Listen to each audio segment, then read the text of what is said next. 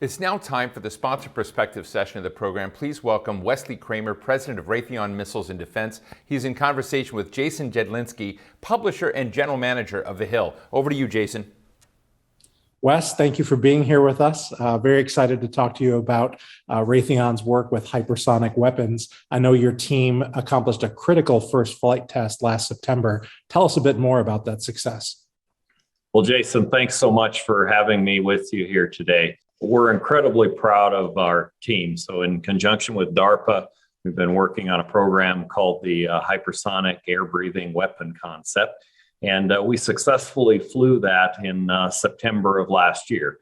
It represents a huge step forward to be able to do a hypersonic flight. It's been a long time since that's been accomplished in the United States, and this being done as part of a weapons concept is a big deal, not only for DARPA, but certainly for the Department of Defense. And if we step back and look at this a little bit, there's two main technologies kind of in the hypersonic regime. And one is the boost glide, where you fly up out of the atmosphere and then come back down, a glide vehicle that bounces along. Whereas this is actually powered by a scramjet engine. So an engine that essentially does supersonic combustion and flies in the high reaches of the atmosphere. And that's the difference here. Think of this as a really fast cruise missile. And that's the concept that we demonstrated here. So incredibly proud of the team for doing this. I'm sure a lot of learning took place during that test in September. Any lessons learned that really stand out in particular for the team? Yeah, absolutely. The number one thing that I saw was, to me, this was a real validation point of digital design and digital engineering. And this is something that we've been talking about for many years. And I think, all companies, Raytheon included, have made significant strides forward in this. But this really represented the culmination of all of that coming together. And we actually designed this in a digital environment.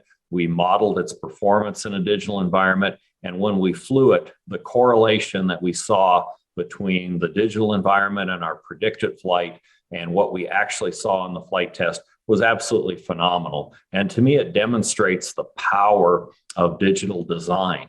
And not only that power to go faster, to be able to design in a digital environment and not have to, build hardware all along the way, but probably more importantly is that ability to streamline test.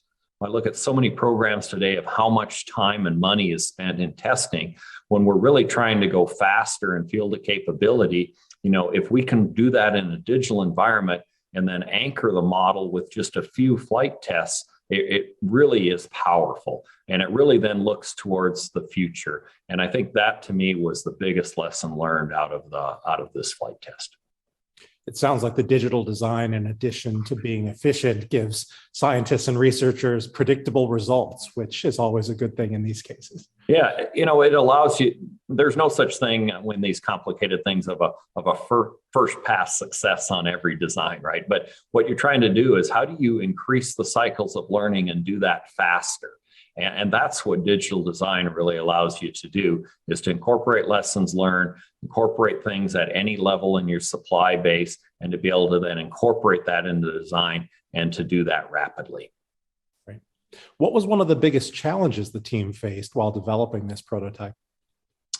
Well, the biggest challenge, and not just for this, but for any hypersonic program, the biggest challenge is how to manage the thermal stresses. When you've got something flying through the atmosphere in excess of Mach 5, that's your biggest threat, is the thermal effects. And not only on just the aeroframe itself, the air structure, but at these kinds of temperatures, you get into, exotic metals. You have to worry about how things, actually will deform under stress and heat. And then when you think about how do you put sensors and how do you create things, whether it's radio sensors that can actually be able to operate in this environment, or to create apertures that they can see out of in this environment, that's the real challenge of bringing all that together.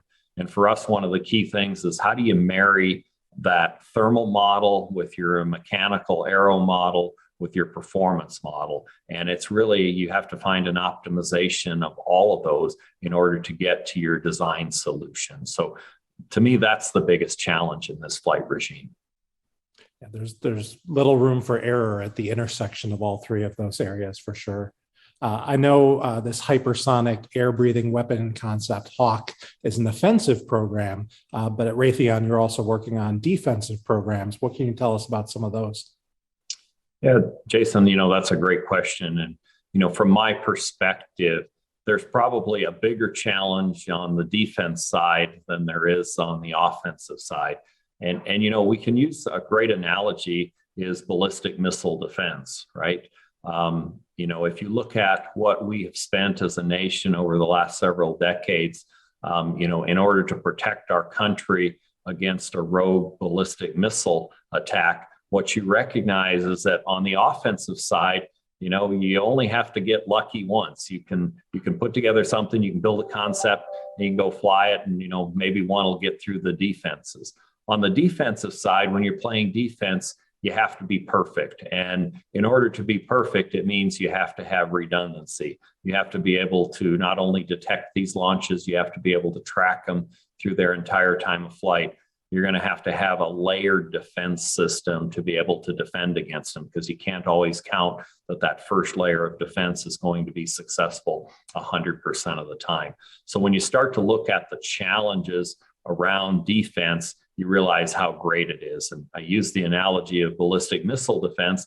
And, by definition, a ballistic missile, once it goes ballistic, it has a predictable flight path, whereas a hypersonic weapon can have a very unpredictable flight path. And so when you think of how that complicates that targeting solution, that just starts to touch the tip of the challenge of what the defensive side of this is for our country.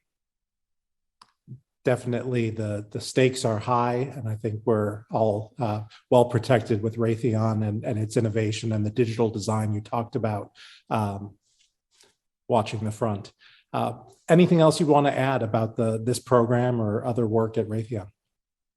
I think that was clearly the topic of today, is to talk about what we're doing in hypersonics. As you mentioned, it's not only the offensive side, it's the defensive side. And we certainly see with the world events that are going on that, the importance of being able to, work with Congress, work with the Department of Defense, and really bring a whole of country kind of solution to address these threats that exist in the world, and to ensure that we always have a way to protect not only the United States, but our allies around the world. So proud to be a part of this team, just one of the many teams we have, but, a truly significant accomplishment, and proud for what they've done. Well, great. Thank you, Wes, for joining us and for your support of this program about the defense industry. And we look forward to speaking with you again. Thanks, Jason. Pleasure to be here with you today. Thanks again to Wesley Kremer and to Raytheon Missiles and Defense for supporting today's really cool and interesting conversation.